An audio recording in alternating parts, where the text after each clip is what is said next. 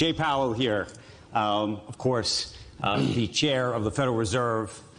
We talk about a lot of consequential people who come on this stage, but in truth, when it comes to the global economy, this one man may be it. He has been in charge of the nation's monetary policy now for 6 years under both President Trump and President Biden, and through the most unusual and challenging times, we should say, the COVID pandemic and all the economic shifts that, of course, came with that. Fair to say that the fears of a recession never happened, so far at least, and he has managed to pilot the economy through what a lot of people thought was an impossible idea, which is this idea of a soft landing. He has been praised and criticized, often in the same day, and now the very idea of the Fed's independence is in question politically in Washington, which we'll talk about. We could not be more pleased to have you here with us, so thank you. Thanks. It's great to be here, Andrew. Thank you. You know, most of the interviews that you do, people talk directly, specifically, and start about the economy. People actually rarely, I have found, try to find out about you and who you are and how this all happened and how you feel about all of this. And so before we get into anything economic, I just want to get personal with you because, as I said, you know, there's a lot of powerful people in the world. A lot of them come on this stage. There are presidents, there are CEOs, there are billionaires who are powerful. But in many ways, uniquely, you have a power that others do not. And I'm so very curious, just as a human, how that power sits with you. Well, first of all, it's great to be here. Thanks for having me. I guess I would say that I really love the work that I do. And that's the main thing. I like my job. I love my job. It's a great honor to do it. The work is incredibly interesting all the time. And I work at an institution full of highly talented people who are committed to public service. We know that the things that we do really matter for everybody, you know, people and companies. And so I get enormous satisfaction about that. And you know, there's a fair amount of responsibility, but you think about people who run large organizations, it probably feels very much the same. Even when you can just change the dial and it changes everything. So I've been at the Fed for almost 13 years, and I've been chair for 6.5 years, and I'm kind of used to the work that we do and the way we do it and all that. And so I don't experience it as difficult and unpleasant, although you know it can certainly be that. But I just feel I feel lucky to do it, and I basically enjoy the work a great deal. Okay, so explain. Let's just go back in time, though, just to explain a little bit to everybody about how this happened. And it didn't just happen to you. It's something that you wanted. You graduated from Princeton. After Princeton, by the way, you went to Europe, from what I've read now. You have a guitar. Yeah. You were playing music in Paris, including the song "I'm So Lonesome I Could Cry." Could you still play that song? That's not a hard song to play. I could play that song. I can't sing it very well. Did you make anymore. money doing this? No, never. People pay me to stop, actually. And then you come back to the States, and you become a lawyer. Then you go to Dillon Reed. Yeah. And when you're at Dillon Reed, which was an investment bank, just to date the world here, no longer with us. It's been merged into a whole bunch of other places since then. You had a boss named Nicholas Brady, who later on, by the way, becomes the Treasury Secretary. But I'm curious, you're sitting there at this bank, and it was at this bank that you knew that you wanted to do something in public service. Actually, when I was in college, I'm not one of those very mature kids who came out with a plan. I really had one thought. I'd grown up in Washington, D.C. My family was not part of the government and those elite circles, but I had this thought that I wanted to have a life which was mostly in the private sector, but then to do public service from time to time. And I had people like Cyrus Vance and George Shultz, who some of you may remember, in mind. People like that who had great private sector careers. That was the only idea that I had. And so one day at Dillon Reed, I forced myself to get up and walk up the stairs and knock on Nick Brady's giant office, which seemed to me like the Palace of Versailles at the time, given I was working in a broom closet at the time, and say, Nick, if you do anything in Washington, he's a former U.S. Senator. He was close to former President George H.W. Bush. if you do anything in Washington, I'd love to staff you. And he said, that's great, thanks. He asked his assistant to write my name down, and I went back to my broom closet, thinking nothing would happen. But a couple months later, I get a call from Denise Emmett, who says, please come up. And I worked on a project with Nick Brady in Washington. We became friends and colleagues. He becomes Secretary of the Treasury, eventually invites me to go to Washington as an assistant secretary. And honest to God, the point of the story is that little bit of initiative to force myself to get up and, very fearfully knock on his door, thinking he might take it the wrong way. Maybe I wanted to leave the firm or something. And that little bit of initiative, without that, I would not be sitting here. There's no way I'd be sitting here. That is what opened the door to me to do public service at a high level that I hadn't really earned or deserved. So did you ever think, you don't have a PhD? No. So did you ever think that you wanted to go to the Fed? So when I worked at Treasury for 3 years. And I really liked the people at the Fed, people like Don Cohn and Alan Greenspan and many others. I liked it, but I never thought that's where I would wind up. I thought I'd love to come back and serve again in some kind of economic capacity, but I never thought I would be at the Fed. So then what happened was I did a study of the debt ceiling during the 2010 debt ceiling crisis, and I briefed really the Republican House and Senate caucuses and convinced them that they had to raise the debt ceiling, that it wasn't a fake thing, that there really would be a default. And the Obama administration was extremely grateful to me for doing that and nominated me to the Fed. And I've loved it really since I started there. So you never had the sense, there's a guy you probably know who has a sense that your job, he says, it's the greatest job in government. You show up to the office once a month and you say, let's flip a coin, and everybody talks about you like you're a god. Yeah. That is President-elect Trump. I know, yeah. So he's right. The part about it being the greatest job, it might well be right. I have to say I do, as I mentioned, I do love the work, and it's a special place to be surrounded by people who are so dedicated and to know that your work really matters for people. It's a very special honor to do that work. Did you laugh when you heard that? I thought he's partly right there but he's not right about the come to work, once every month. Just the flipping of the coin part? No, that part it's not like that. Not like that.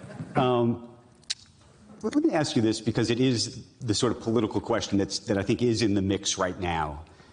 Which is, you have talked a lot about the importance of the independence of the Federal Reserve. This is a group of people that I know that you are highly committed to. And there are now genuine questions, because the president-elect has been quite outspoken about it, just publicly, about the idea that maybe the Federal Reserve should come under more control and the White House should have more influence over it. What do you think when you hear that? Well, I think that what is the case for the Fed being independent? What does independent mean? It basically means that we can make our decisions without them being reversed, other than by Congress, which created it. We're a creature of Congress. We're not in the Constitution. We're a creature of statute. So that's what independent means. And that gives us the ability to make these decisions for the benefit of all Americans at all times, not for any particular political party or political outcome. We're supposed to achieve maximum employment and price stability for the benefit of all Americans and keep out of politics completely. I think there is very, very broad support for that set of ideas in Congress, in both political parties, on both sides of the hill. And that's what really matters. It's the law of the land, and I'm not concerned that there's some risk that we would lose our statutory independence, because I do think that those set of ideas are strongly believed by people. But do you fear, I mean, he has talked openly about firing you, which is something technically he's not supposed to be able to do. So I never discuss anything that elected officials say, so I'm going to disappoint you here. I just know, this is our focus. The U.S. economy is in very good shape right now. It's in remarkably good shape. We are the sort of envy of other large economies around the world. And I want to do everything I can to keep it there during the rest of my term. And I feel very good about where the economy is and where monetary policy is. We're going to go there in a moment, and I'm going to try a slightly different approach with you, which is this. Because this guy's not elected yet, or even confirmed. So the new Treasury Secretary, likely to be, if he gets confirmed, Scott Bessent, who I think you know, has made This is what he told Barron's. He said it publicly. He said, quote, and this is an effort to undermine your power. He said, you could do the earliest Fed nomination and create a shadow Fed chair. And based on the concept of forward guidance, effectively the idea of what people expect in the future, no one is really going to care what Jerome Powell has to say anymore.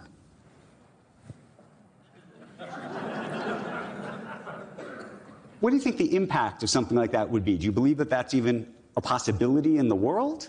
So let me say, I don't think that's on the table at all. There's a set of institutional relationships between the Fed and every administration. I fully expect that we'll have the same general kinds of relationships that we have, institutional relationships, for example, with the Council of Economic Advisors, but most importantly with the Treasury Department. The Treasury Secretary and the Fed Chair have had breakfast or lunch together every week for 75 years. And not more than that, the institutions have to, there's got to be trust and mutual respect and acknowledgement of the different authorities and boundaries that we have, but a very constructive relationship because, in times of crisis, we work much more together under the law. Nonetheless, it's a very important relationship, and I'm confident that we'll have the same kinds of relationsps with the incoming administration. That first lunch, though, is going to be interesting. It's going to be fine. Have you guys talked? I don't know him. I don't know him well, but I am confident that I will have the same kind of relationship with him once he's confirmed as I've had with other Treasury secretaries. Okay, let me ask you a slightly different question that's in the same category, but actually very different, about just influence from the White House, because I think the public, it would help people to understand it. So before Paul Volcker passed away, I went to go visit him in his apartment on the Upper East Side. This is back in 2018. I was writing a story about him, and he had just written a book, and he had talked about and told me a story about how President Ronald Reagan and his chief of staff back then, James Baker, had asked him to come to the Oval Office. This is in 1984. And he says, quote, Reagan didn't say a word. Instead, Baker delivered a message. The president is ordering you not to raise interest rates before the election. Now, Volcker wasn't planning to raise interest rates, and he said that he was stunned by all of this. And then he went on to say that he later surmised that the library location had been chosen, quote, because unlike the Oval Office, it probably lacked a taping system. Has anything like that ever happened to you? Basically, no. No. I mean, you remember in the prior administration, there was a lot of public things that happened, and the things that happened in private were exactly the same. The president said the same things to me privately as he said publicly. I said the same things privately to the president as I said publicly. So all of that it was in the prior administration. But nothing like, I know I'm very familiar with that story and with that book, by the way, but nothing exactly like that happened. The other question that I had just is, this is a government question, which is, we've been talking about DOGE and things like that today. The Fed is self-funded, my understanding, but it does have congressional oversight. As Congress thinks about trying to figure out how to deal with the debt and the deficits and trying to make things more efficient, do you think that the Fed could come into or come under some kind of DOGE-like program?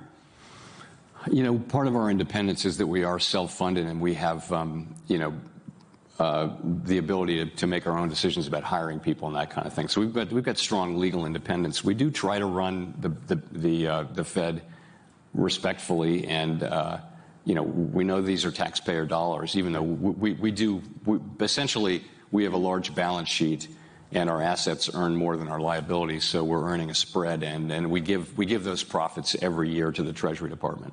But we also use some of it to pay for the Fed. But we try to be good, stewards of the public's money as well.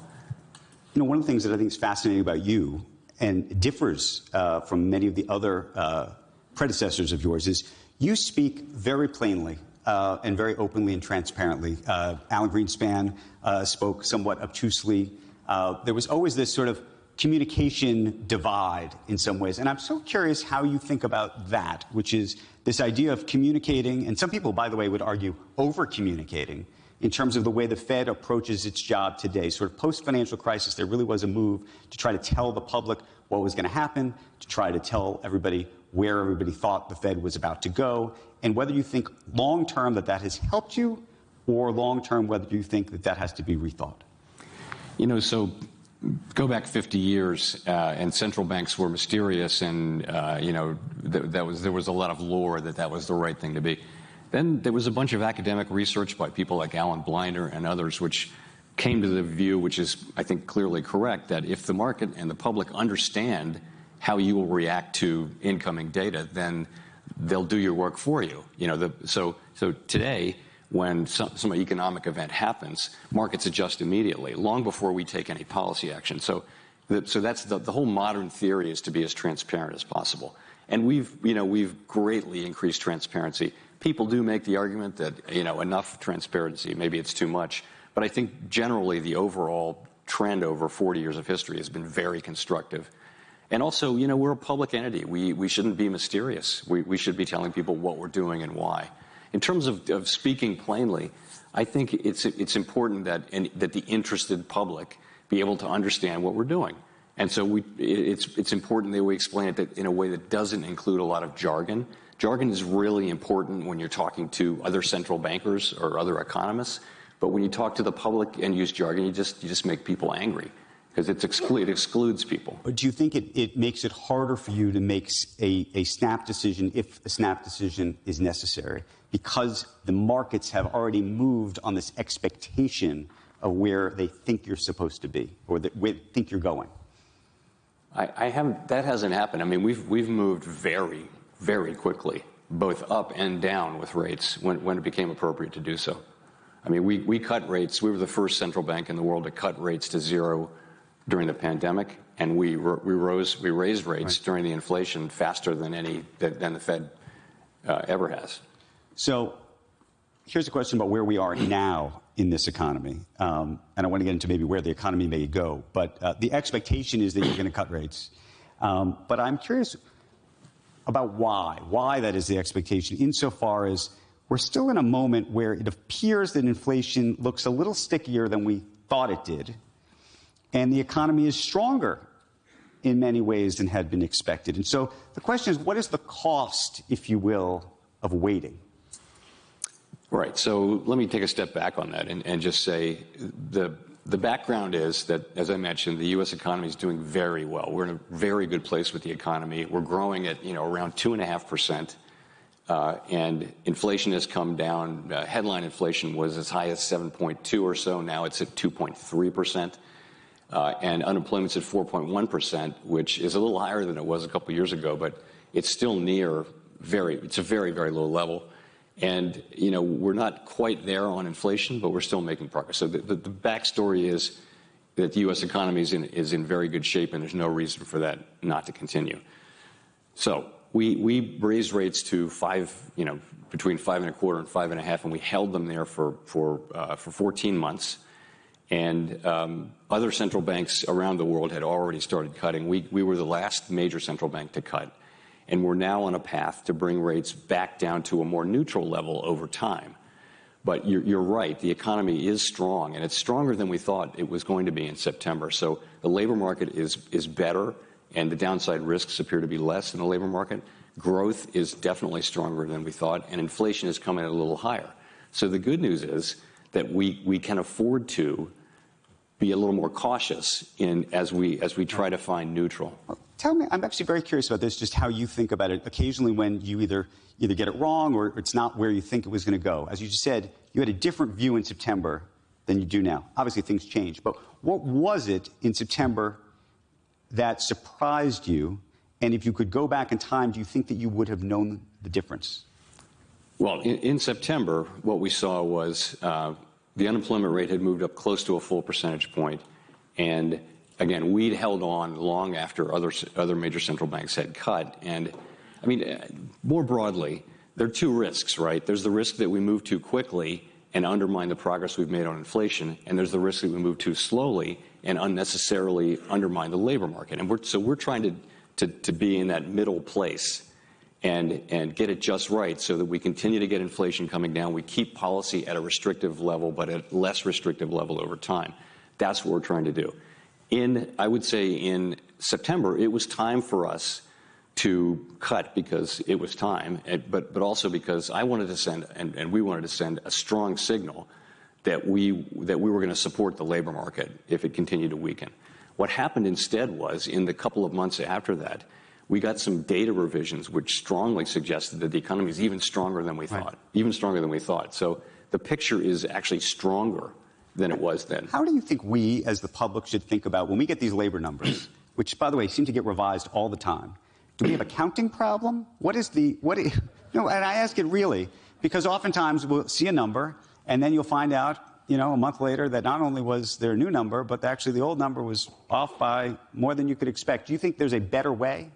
So the way it works is that the numbers that people see from the household survey is the unemployment rate, and then the payroll jobs, that's an economic establishment survey. They're surveys, so you're not counting people nationwide. You're doing as sophisticated as you can survey, and you're projecting that out to the nation.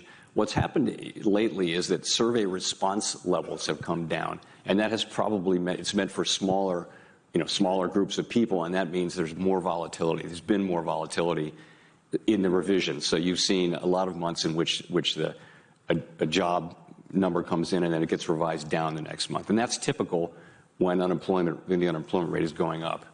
The labor market data is among the best data that we get. We do eventually, the Fed doesn't do this kind of data, but it eventually gets down to counting people and tax records and things like that. But the first numbers that you see are survey-based, and they're going to be a little volatile. How do you take into account, and do you, some of the things that may be forward-looking in terms of political or new policy changes? So we heard a couple things this morning when we were talking to Ken Griffin. One is he thinks that the economy is about to rip in a great way because the regulatory shackles are going to come off the system that were under the Biden administration, and President-elect Trump is going to take that off. At the same time, we also talked about tariffs and the uncertainty that would create, which he does not think is going to actually create much uncertainty, at least for a while. How do you, sitting in your seat, think about those things? So like all forecasters, we have to kind of make a guess at this point about what's going to mean for the economy. But let's take tariffs. Here's what we don't know about tariffs. We don't know how big they'll be. We don't know their timing and their duration. We don't know what goods will be tariffed. We don't know what countries' goods will be tariffed. We don't know how that will play into prices. What will be the transmission into prices? We don't know how people in the markets and in the economy will react to that. And we don't know whether other countries will retaliate.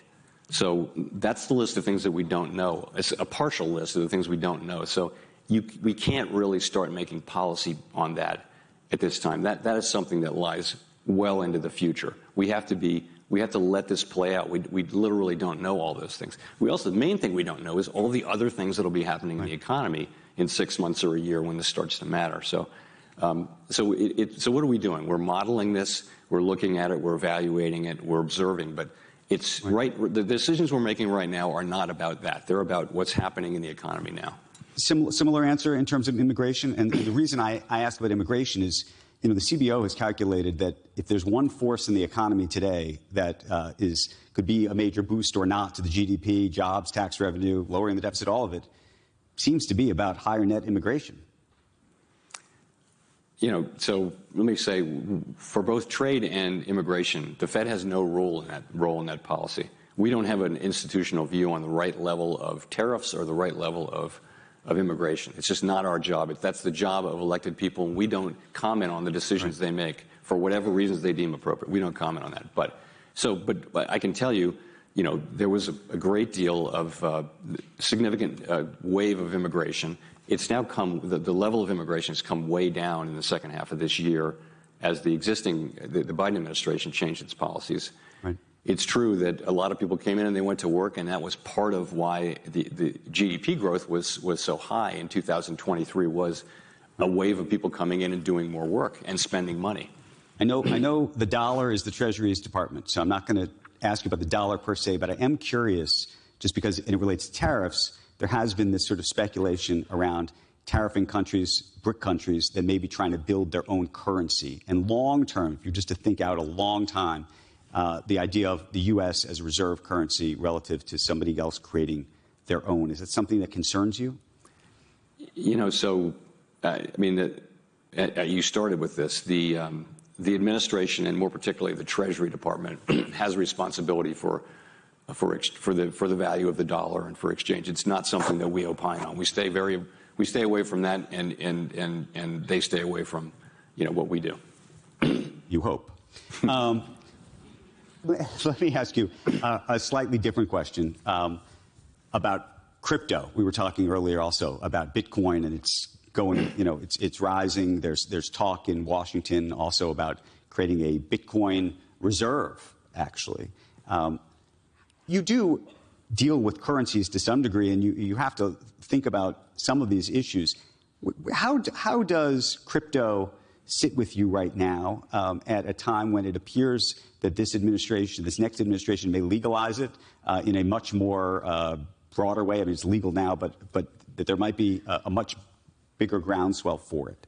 So from the jobs that we have, what's relevant is really two things. One is just, you know, what role should crypto assets be allowed to play in the banking system? We try to keep the banking system safe and sound. We regulate and supervise banks, and we would want the interaction between the crypto business and the banks to not to threaten the health and well-being of the banks. That's thing one. The other one just is, to the extent anybody's doing that through a bank, we would want the public to, if people are buying, you know, crypto products and things like that, there's sort of a consumer protection aspect of it.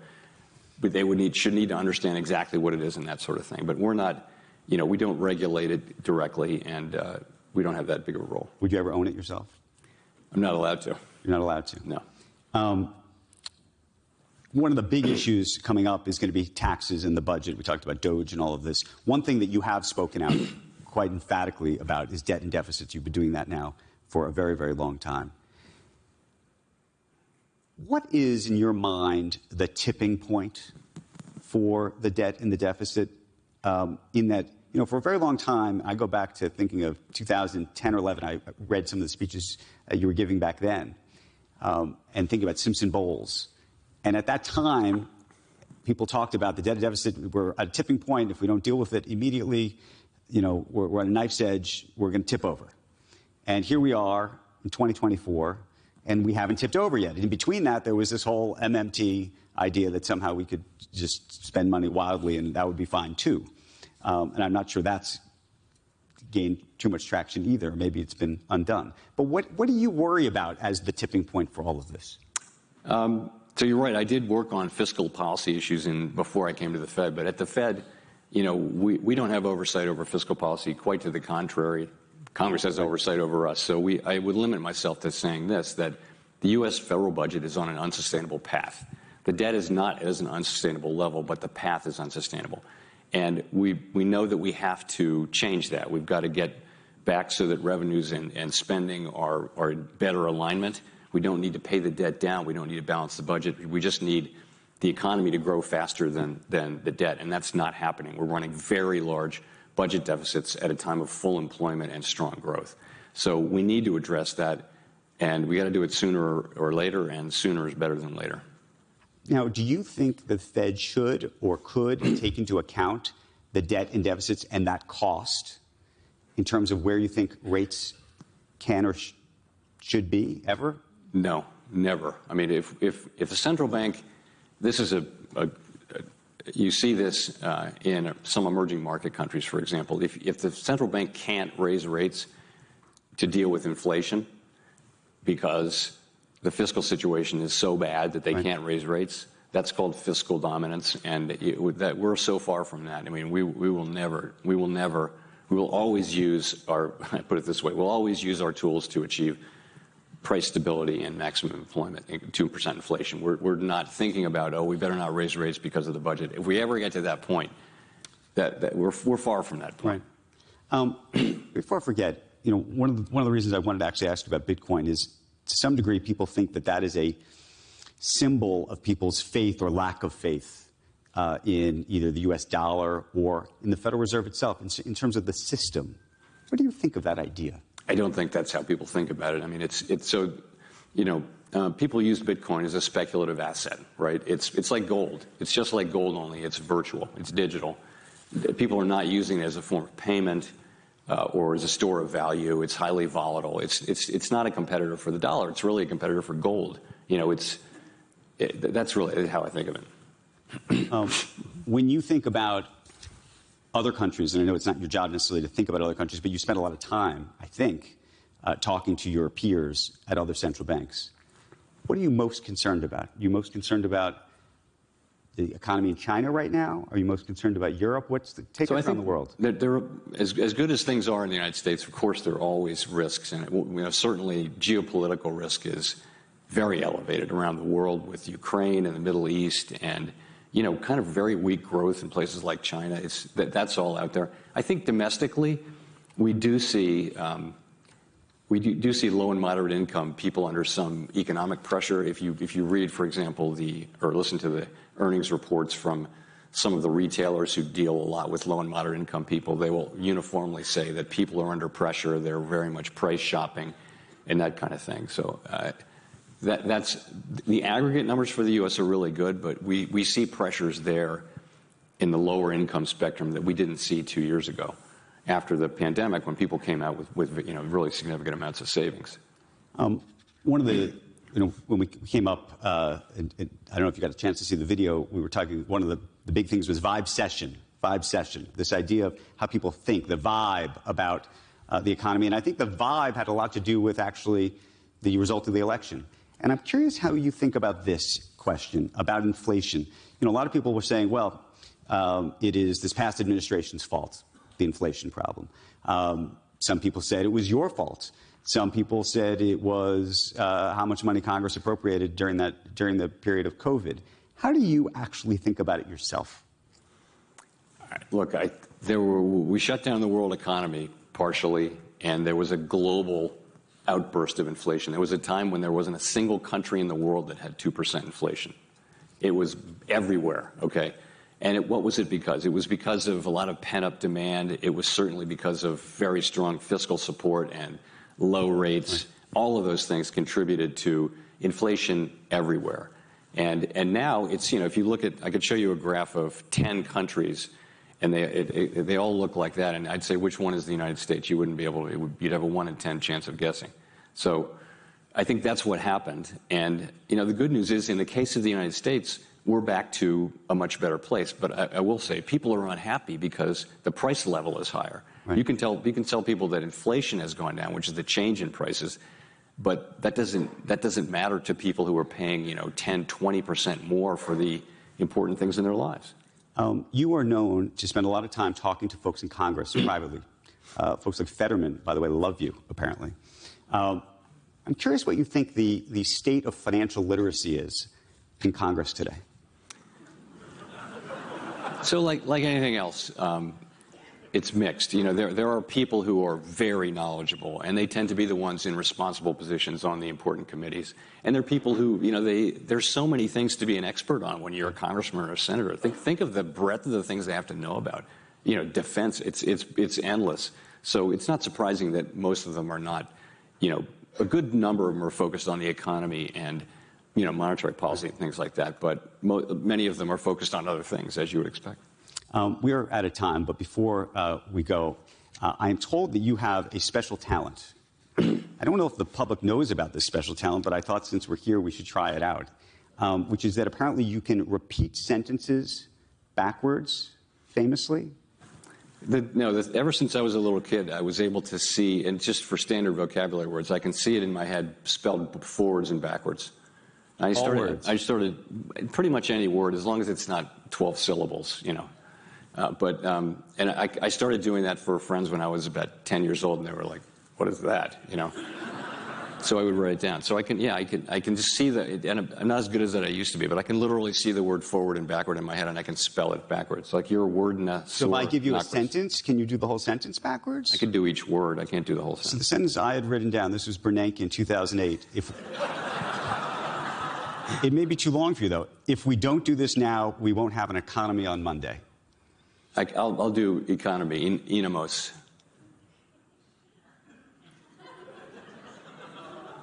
Imonos. That's economy backward. I'm not going to do the whole sentence. Jay Powell, everybody, thank you. Thank you. Thanks, Andrew.